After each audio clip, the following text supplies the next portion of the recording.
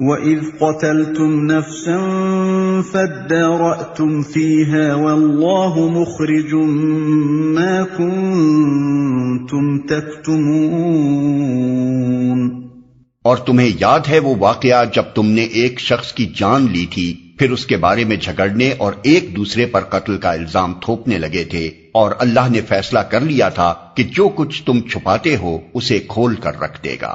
فَقُلْنَا اضْرِبُوهُ بِبَعْضِهَا كَذَلِكَ يُحْيِي اللَّهُ الْمَوْتَى وَيُرِيكُمْ آيَاتِهِ لَعَلَّكُمْ تَعْقِلُونَ۔ اس وقت ہم نے حکم دیا کہ مقتول کی لاش کو اس کے ایک حصے سے ضرب لگاؤ، دیکھو اس طرح اللہ مردوں کو زندگی بخشتا ہے اور تمہیں اپنی نشانیاں دکھاتا ہے تاکہ تم سمجھو۔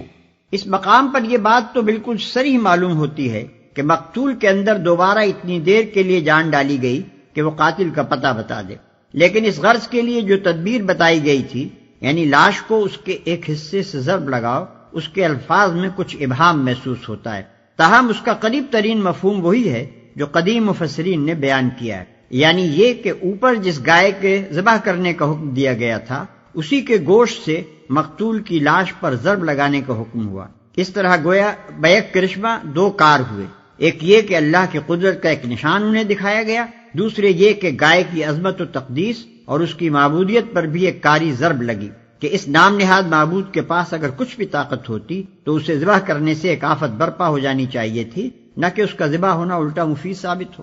ثم قست قلوبكم من بعد ذلك فهي كالحجارة أو أشد قسوة وَإِنَّ مِنَ الْحِجَارَةِ لَمَا يَتَفَجَّرُ مِنْهُ الْأَنْهَارُ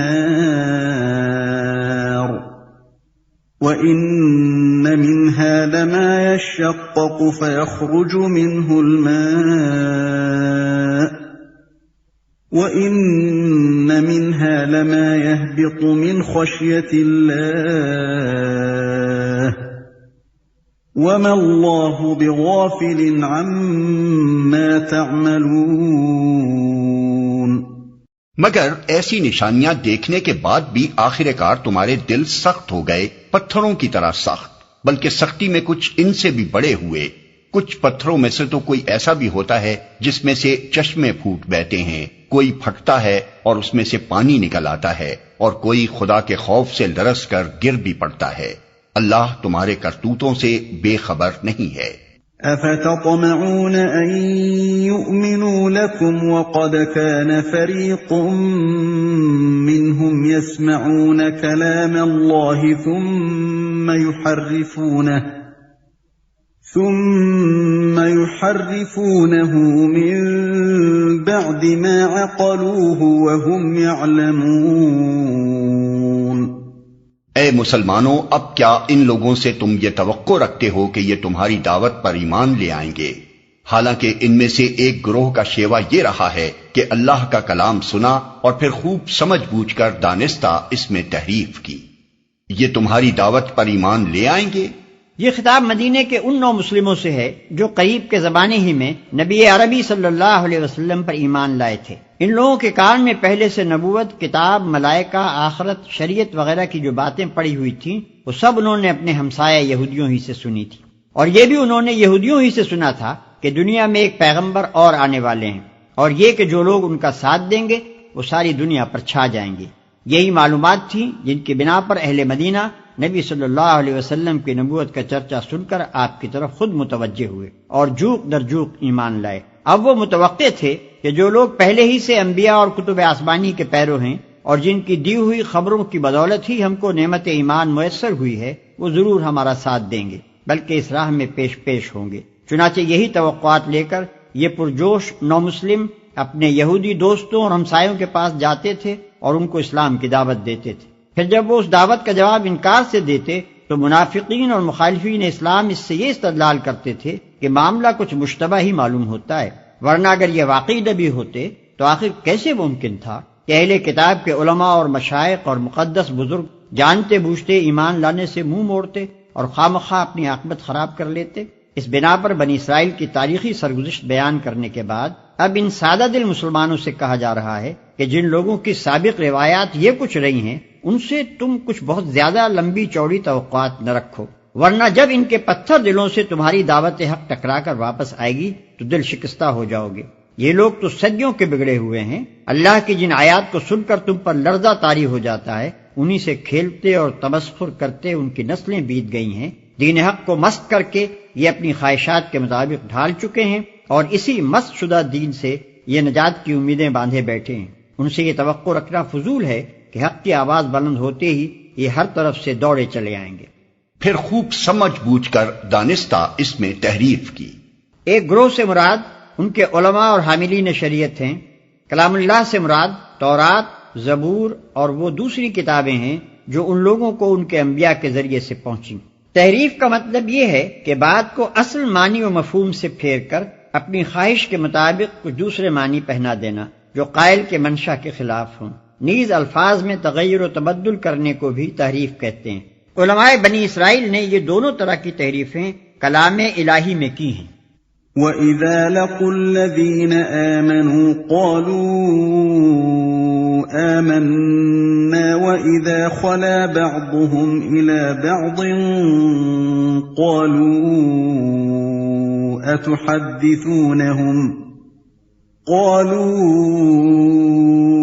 أَتُحَدِّثُونَهُم بِمَا فَتَحَ اللَّهُ عَلَيْكُمْ لِيُحَاجُّوكُم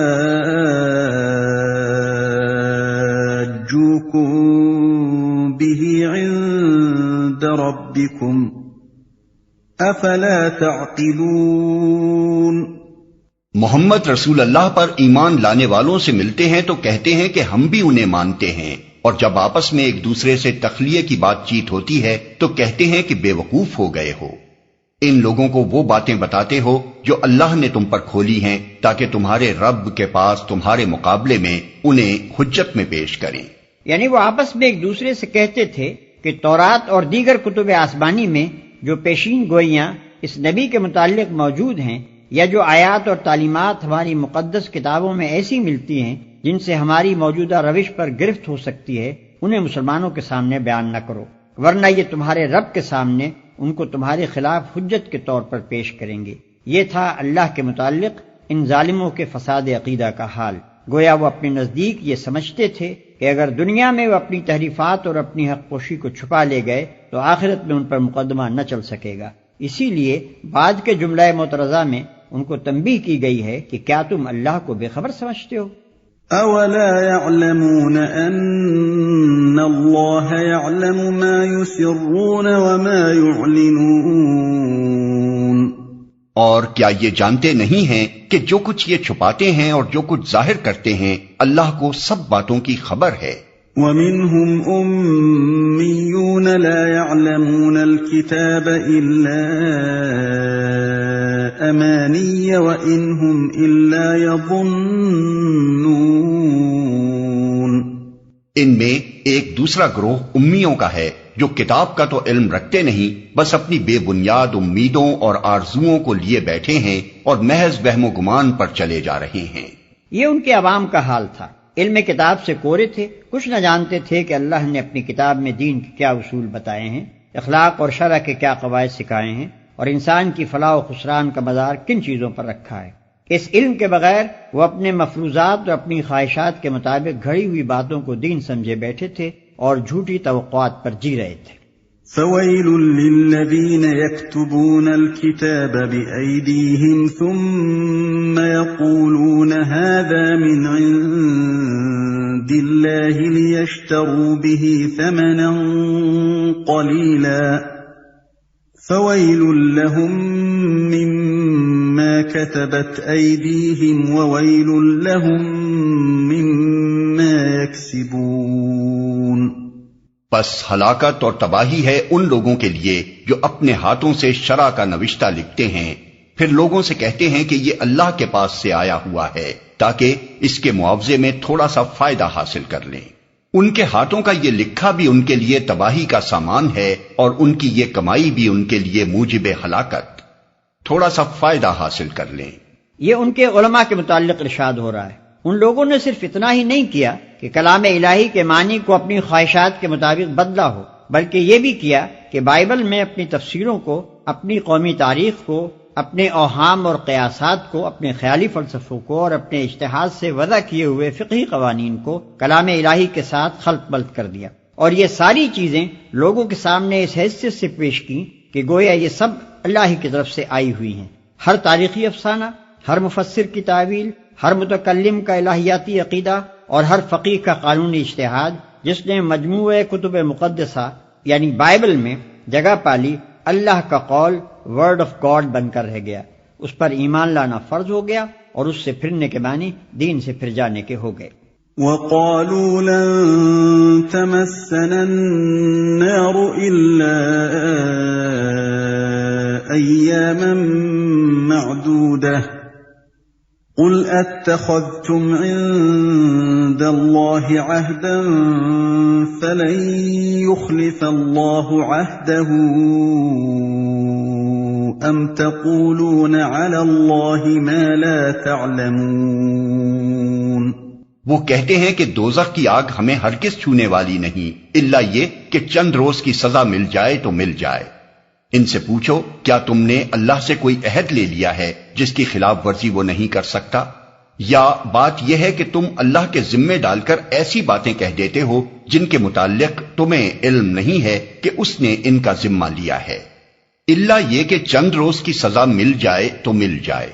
یہ یہودیوں کی عام غلط فہمی کا بیان ہے جس میں ان کے عامی اور عالم سب مبتلا تھے۔ وہ سمجھتے تھے کہ ہم خواہ کچھ کریں، بہرحال چونکہ ہم یہودی ہیں لہذا جہنم کی آگ ہم پر حرام ہے، اور بالفرض اگر ہم کو سزا دی بھی گئی تو بس چند روز کے لیے وہاں بھیجے جائیں گے اور پھر سیدھے جنت کی طرف پلٹا دیے جائیں گے۔ بَلَى مَن كَسَبَ سَيِّئَةً وَأَحَاطَتْ بِهِ خَطِيئَتُهُ فَأُولَئِكَ